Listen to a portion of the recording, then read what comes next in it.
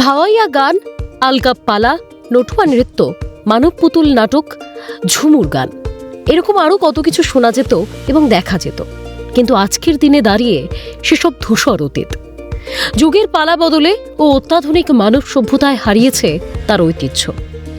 বাংলার এই শিল্প সংস্কৃতি ও ঐতিহ্যকে তুলে ধরার প্রয়াস করেন মুখ্যমন্ত্রী মমতা বন্দ্যোপাধ্যায়। বিভিন্ন শিল্প সম্প্রদায়ের শিল্পীদের নিয়ে গঠন করেন শিল্প চর্চা কেন্দ্র। সেই সঙ্গে চালু করেন জীবন জীবিকার তাগিদে তাদের সাম্মানিক ভাতাও।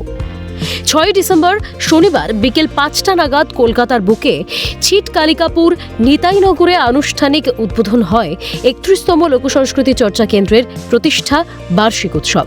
প্রদীপ প্রজ্বলনের মাধ্যমে অনুষ্ঠানের সূচনা হয়।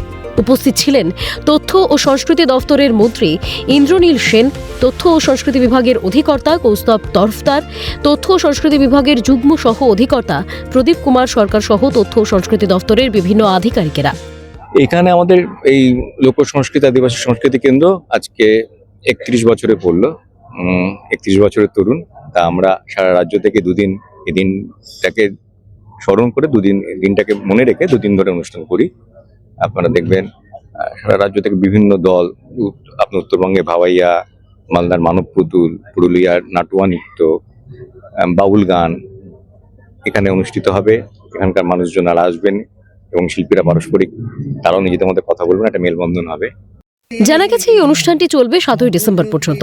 হাওড়া, আলিপুরদুয়ার, মুর্শিদাবাদ, হুগলি, পুরুলিয়া, নদিয়া, উত্তর 24 পরগনা সহ পশ্চিমবঙ্গের বিভিন্ন জেলা থেকে বিভিন্ন শিল্পীরা তাদের শিল্পকর্ম প্রদর্শন করেন। কেউ বহুরূপী, কেউ খোলবাদক, আবার মাথায় জলভরা কলসি নিয়ে আদিবাসী মহিলাদের নৃত্য ছিল চোখে পড়ার মতো। বিভিন্ন জেলার আগত শিল্পীরা রাজ্য সরকার ও মমতা বন্দ্যোপাধ্যায়কে সাধুবাদ জানায়। এটা আমার পেশা বা এটাই আমার নেশা।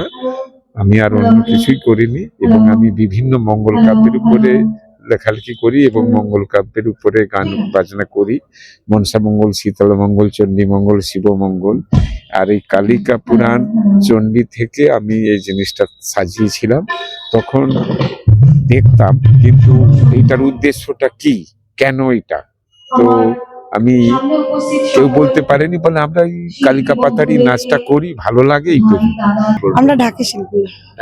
এই বিষয়ে আমরা প্রথমত মাননীয় মুখ্যমন্ত্রীকে ধন্যবাদ জানাই, কারণ তার উদ্যোগে যে আমাদের তথ্য সংস্কৃতি দপ্তর থেকে আমাদের এই যে শিল্প কার্ড করে দিয়েছে, তার দরুন আমরা যে ভাতা পাচ্ছি, আমাদের আর্থিক সংস্থার উন্নত হচ্ছে এবং উনি যে যার প্রচেষ্টা পিছিয়ে পড়া সমাজকে আজকে সামনে নিয়ে এসছে। কারণ যত শিল্পী আছে, শিল্পীদের কেউ চিনত না আজ পর্যন্ত, তিনি তুলে ধরেছেন বাংলার শিল্পকে, ঐতিহ্যকে সবার মাধ্যমে তুলে ধরেছেন। এইটা সব থেকে বড় পাওয়া।